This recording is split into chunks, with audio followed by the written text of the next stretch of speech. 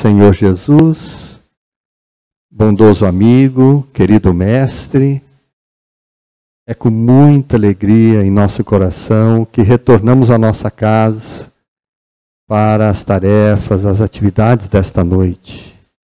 Temos, Senhor, desejo de aprender mais acerca da doutrina espírita. Temos desejo de aprender acerca da vida, para que possamos compreender melhor o sentido da nossa existência, para fazermos as nossas transformações, a nossa reforma íntima, para que sejamos melhores pessoas, para que possamos conviver melhor com todos. Abençoa, querido amigo, todos nós. Temos o mesmo ideal e por isso estamos juntos semanalmente. Rogamos, Senhor, a tua proteção, o teu envolvimento amigo e bondoso. Pedimos também pelas nossas crianças na evangelização, os jovens, os bebês ali na sala com as professoras, as pessoas que nos assistem pela internet, que todos nós estejamos na tua sintonia de amor. Assim, Senhor, em teu nome, nós damos por aberta a reunião desta noite.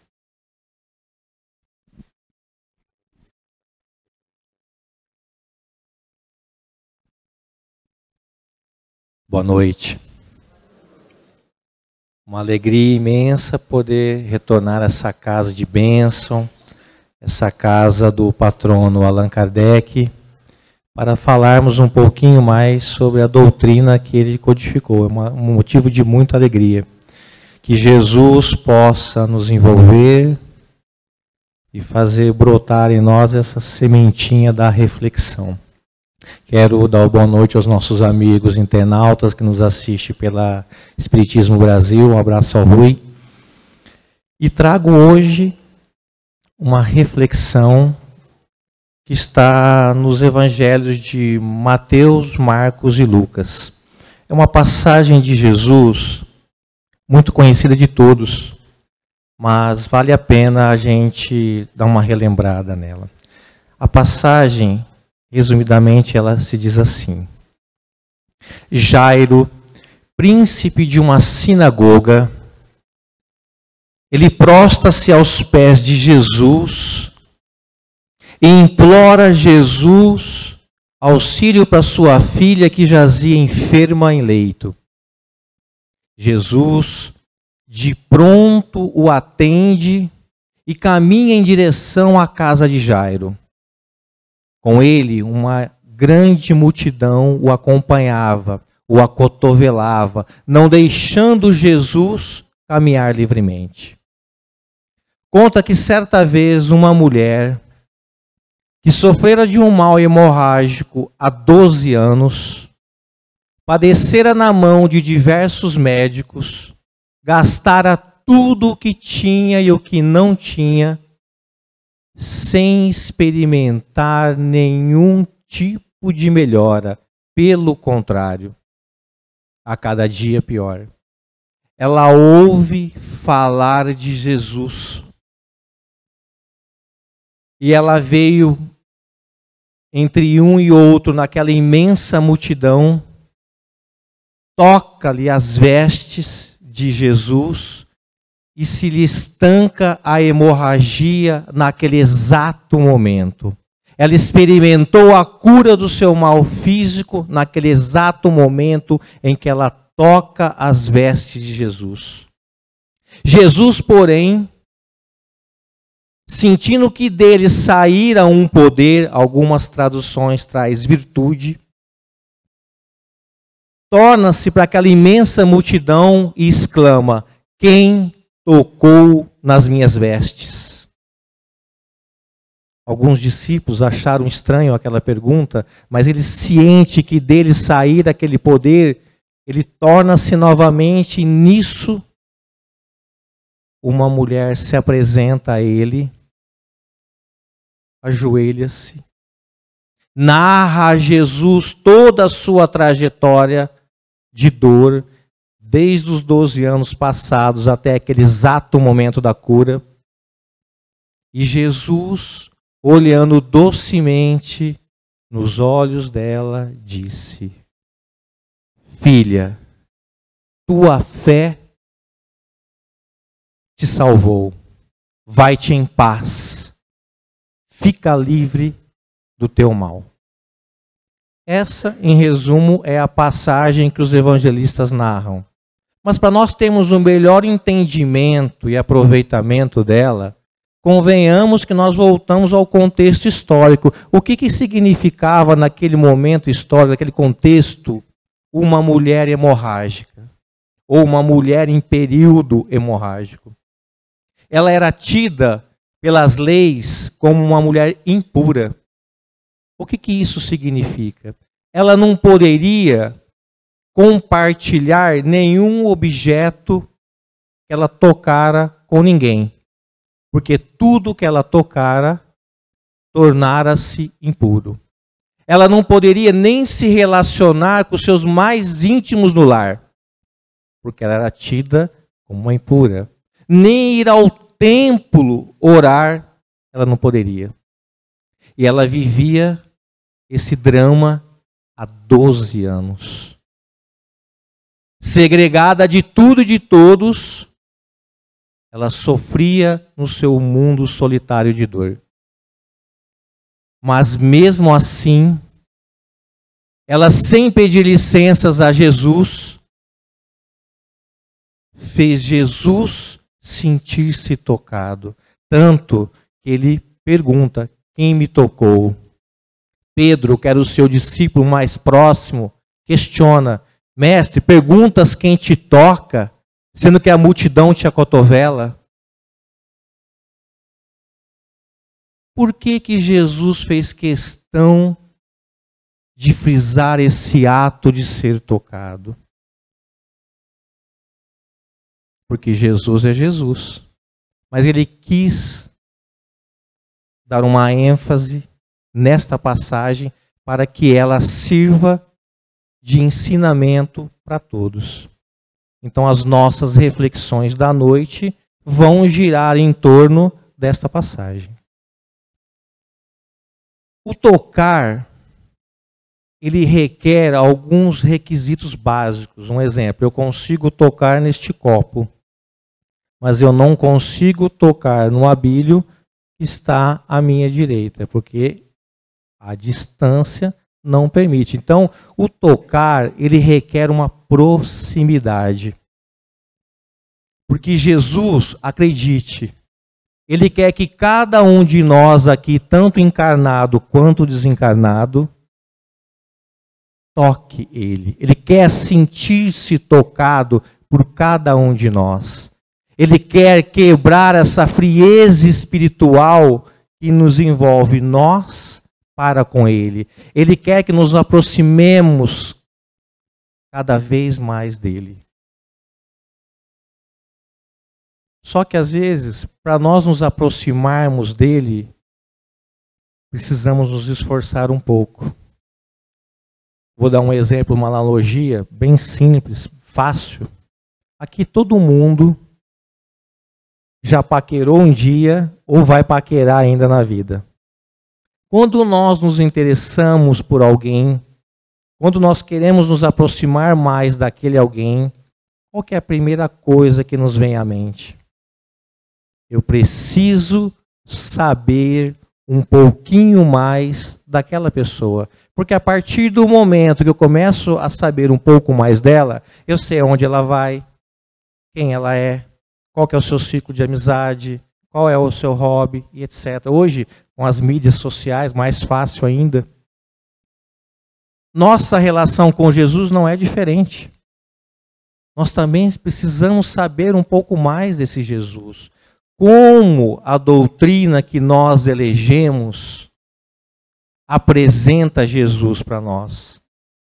Porque muitos de nós ainda trazemos, devido a outras raízes religiosas mais tradicionais,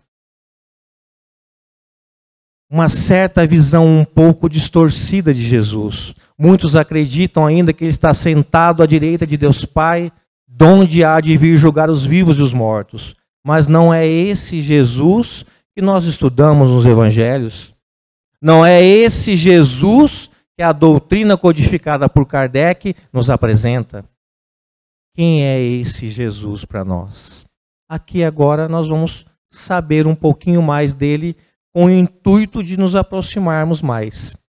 Vou recorrer aqui aos textos de Kardec, sempre com Kardec.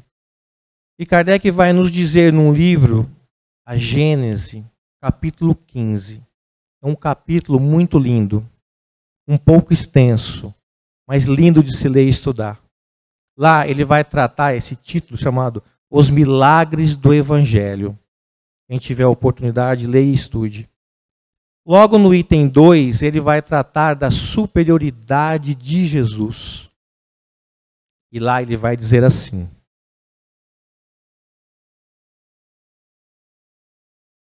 como homem, ele tinha a organização dos seres carnais.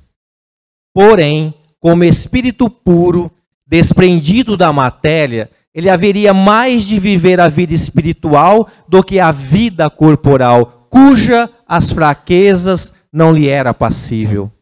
E Kardec continua dizendo que o seu perispírito foi retirado da mais quintessenciada matéria do globo. Vamos entender? Vamos trazer para a nossa realidade? Primeiro elemento de análise. Como homem, ele tinha a mesma organização dos seres carnais. Ou seja, Jesus, quando esteve aqui entre nós, biologicamente falando, ele tinha as mesmas estruturas que nós temos. Ele tinha um coração com átrio e ventrículo, ossos, músculos, tendões, ligamentos.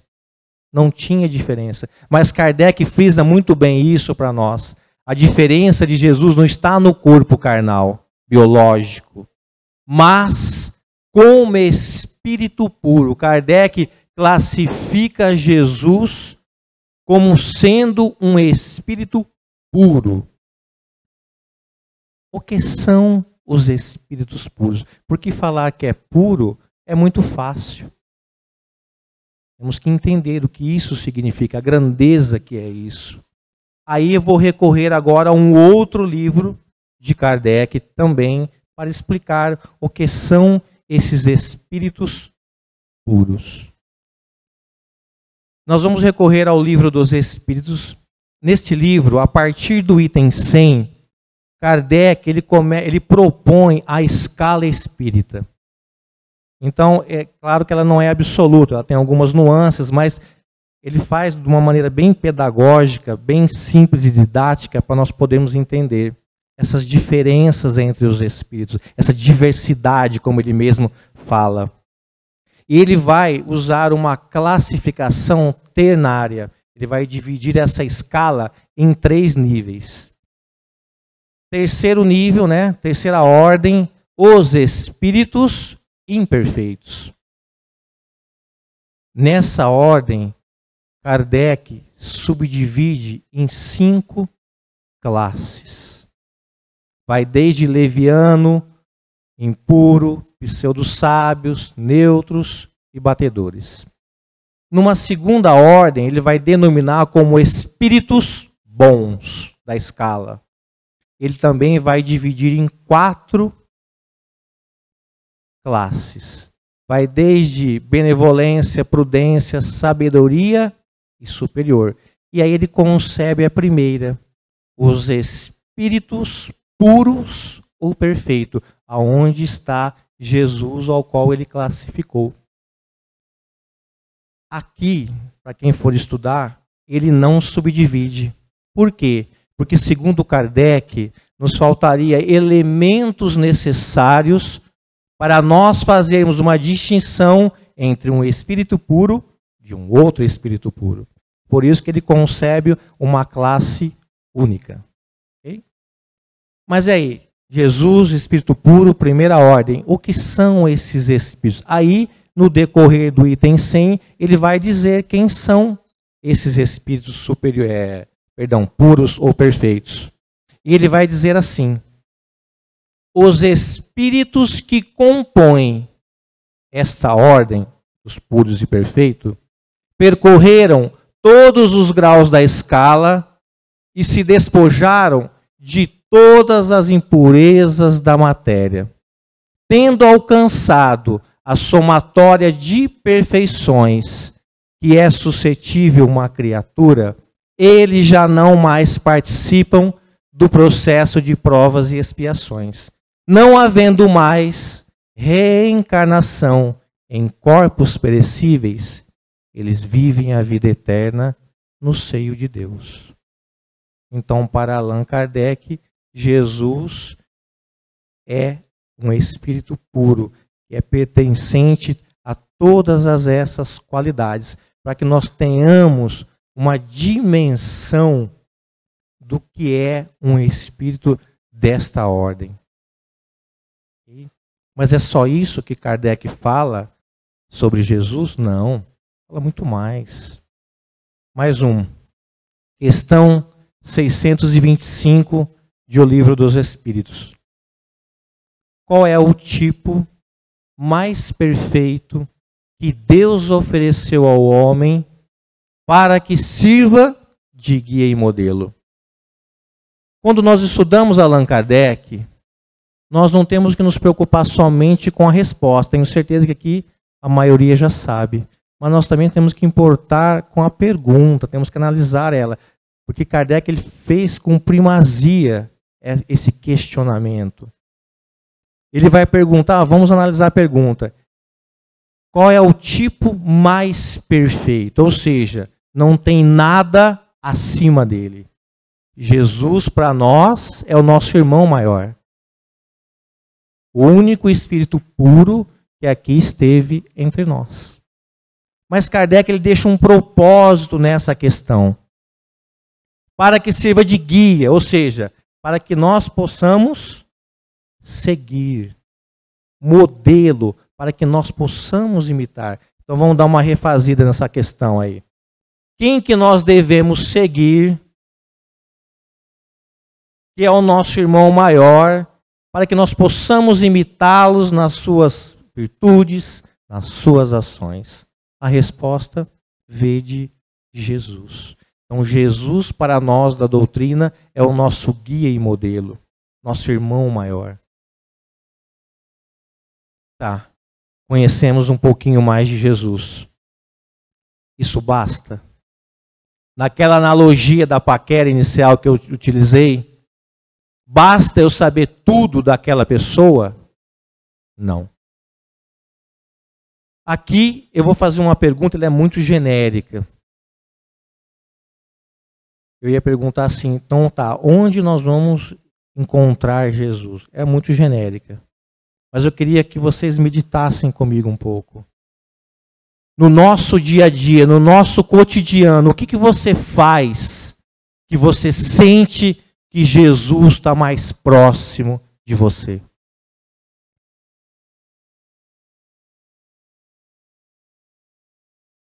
Claro que aqui nós abriríamos também para um leque. Mas eu vou citar apenas dois, que o tempo nos permite muita coisa. Eu vou citar uma coisa que às vezes nós deixamos muito a desejar. Isso em linhas gerais, tá? A oração. A oração, ela nos coloca em sintonia com o nosso irmão maior. E Kardec teve um carinho muito especial para com a oração. Ele praticamente tratou dela, da prece, na maioria dos seus textos. Viagem Espírita de 1862, O que é o Espiritismo, Livro dos Espíritos, Evangelho, Revistas Espíritas, Espiritismo na sua mais simples expressão, em todos os textos praticamente. Por quê? É de suma importância. Ele fala, questão 659, Orar é um ato de adoração. Orar a Deus é pensar nele, é aproximar-se dele, é pôr-se em comunicação com ele, com Deus ou os espíritos superiores. Então, quando nós praticamos a prece, Paulo de Tarso nos fala, na primeira carta aos Tessalonicenses, ele nos fala: orai sem cessar para que o Cristo habite em vós. Ou seja, a partir que eu me coloco, que eu me recolho em oração, o Cristo está em nós. Eu crio uma ponte fluídica que liga o meu pensamento a Ele. É dessa maneira que Ele capta as nossas súplicas e é dessa maneira que Ele nos fala. Uma outra coisa que nós podemos trazer mais de linhas gerais, a caridade, tanto material quanto não material. Mateus trata disso no capítulo 25, versículo 40. Tudo o que fizeres ao meu irmão, é a mim que estareis fazendo. Então, a partir do momento que eu saio de mim para tentar auxiliar alguém, a quem que eu estou ajudando? Se eu acreditar na afirmativa de Mateus. Eu crio também uma aproximação. Porque eu sempre falo, quando nós saímos de nós para poder auxiliar alguém, aquele alguém é o beneficiário direto, mas o maior beneficiário somos nós. Então, temos que rever às vezes isso. Ok? Mas, como eu disse de início, abro para linhas gerais. Jesus está em todo lugar. Ele está na igreja, está no centro, está na Umbanda, está no Candomblé, está aqui, está em todas as casas espíritas. E se ele está aqui, por que você ainda não conseguiu tocar ele e aquela mulher hemorrágica conseguiu? Exatamente. A fé. A fé. A fé é o tema central das nossas reflexões. A fé. Como anda a nossa fé?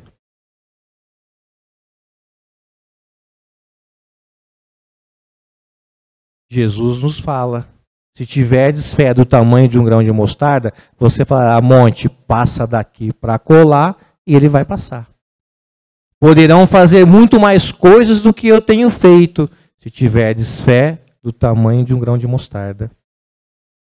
Mateus nos fala: sejais tu segundo a tua fé. Como está a tua fé?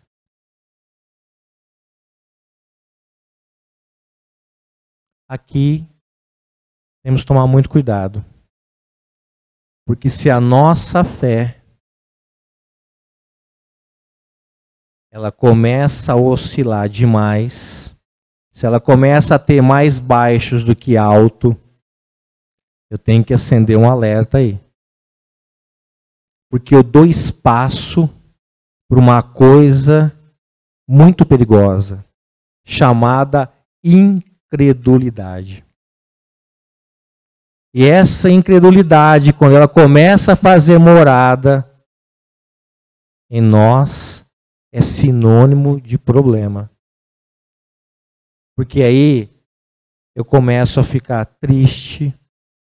Quando eu me deparo com uma situação, um problema, quando as pedras começam a rolar, quando as dificuldades começam a vir, tudo que eu aprendi aqui na casa, eu não consigo colocar em prática. E aí eu dou espaço para essa incredulidade tomar conta. E aí, como que você se sente quando você está em determinado problema? Esse problema vem vindo e você não sabe o que fazer. Você se torna uma pessoa frágil. Essa incredulidade te deixa com uma fragilidade imensa. Se você está diante de um problema, você se sente frágil. Como que você se sente mediante esse problema? Eu começo a ficar triste porque eu não estou sabendo tratar disso. Eu estou me sentindo muito fraco, frágil, morno. Aí essa tristeza começa também a fazer morada dentro de mim. E aí a bola de neve começa a aumentar. Eu dou espaço para uma coisa que nós chamamos de depressão. Essa depressão se instala em nós. Aí eu começo a me isolar. Aquilo que me dava prazer já não me dá mais. Me isolo até dentro de casa dos familiares, no serviço, na parte social. E aí, se eu começo a me isolar, eu me sinto triste, deprimido, qual que é a faixa de pensamento meu? É alto ou é baixo? Se eu sintonizo muito baixo, o que eu atraio para mim? A companhia de amigos espirituais no mesmo padrão vibratório, baixo. E aí eu dou espaço para uma coisa também, que nós conhecemos muito aqui nas casas, obsessão. Desde as mais simples até as mais complexas. E aí isso vai aumentando.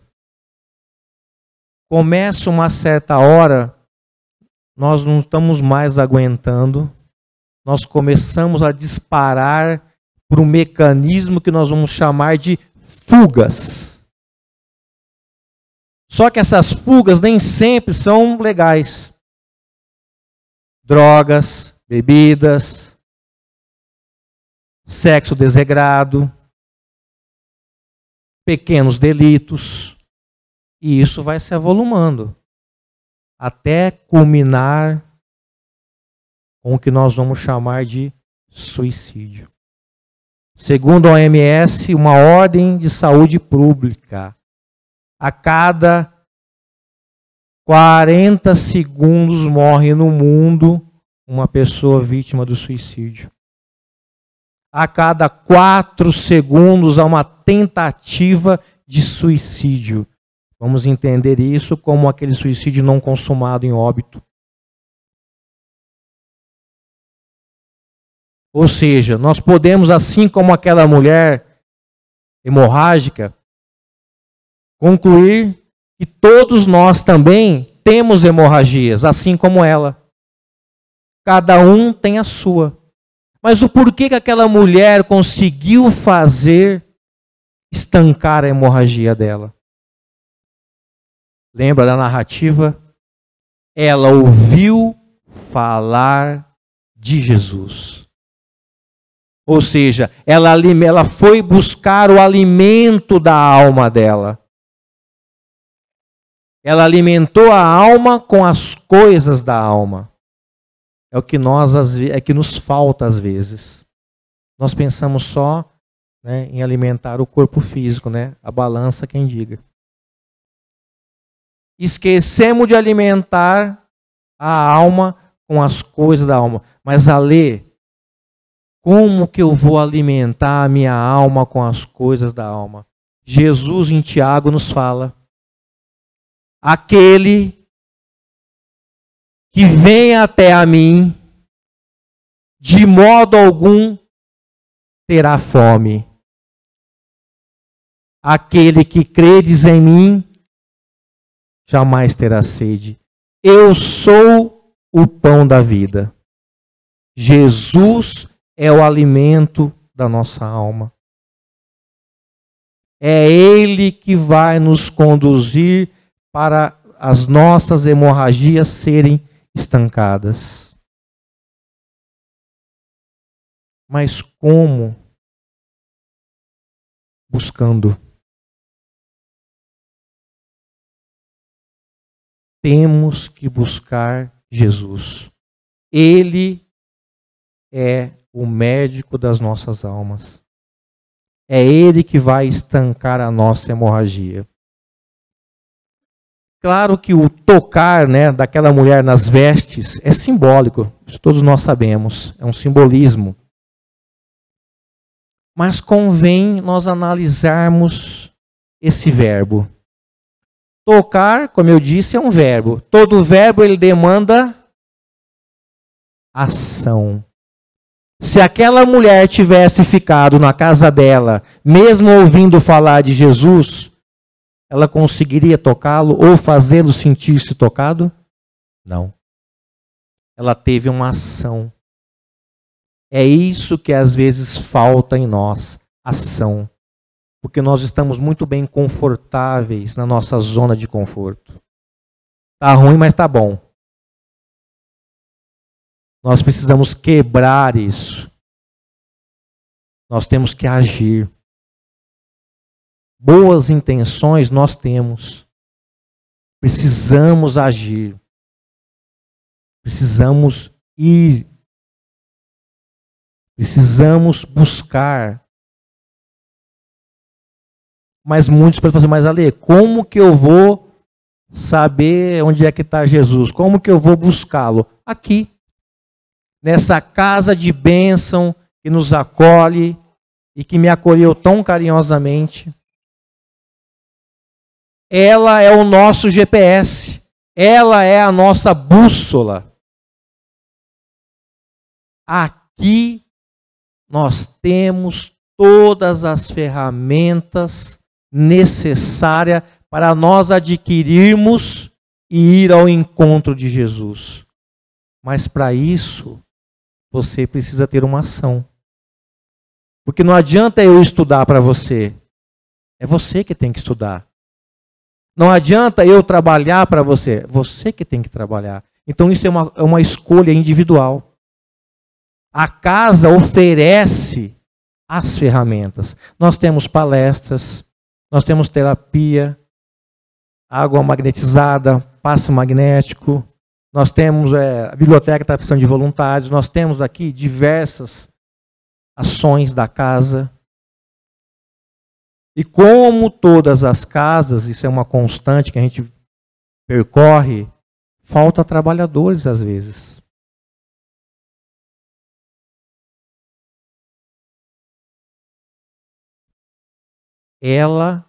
O papel da casa espírita é fornecer essas ferramentas, mas cabe a você decidir.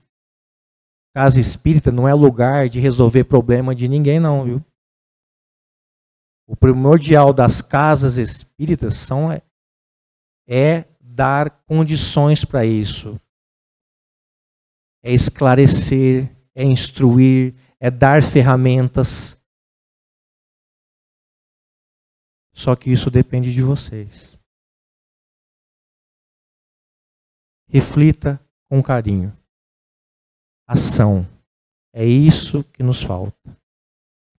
E o exemplo dessa mulher hemorrágica possa reavivar a tua fé, a minha fé, a nossa fé. E que Jesus, nosso irmão maior, envolva a cada um. Sei que muitos saíram de longe para vir aqui hoje. Que Jesus possa abençoar o retorno aos seus lares, a quem ficou lá, e que dê uma ótima semana a todos. Que Jesus abençoe cada um. Muito obrigado.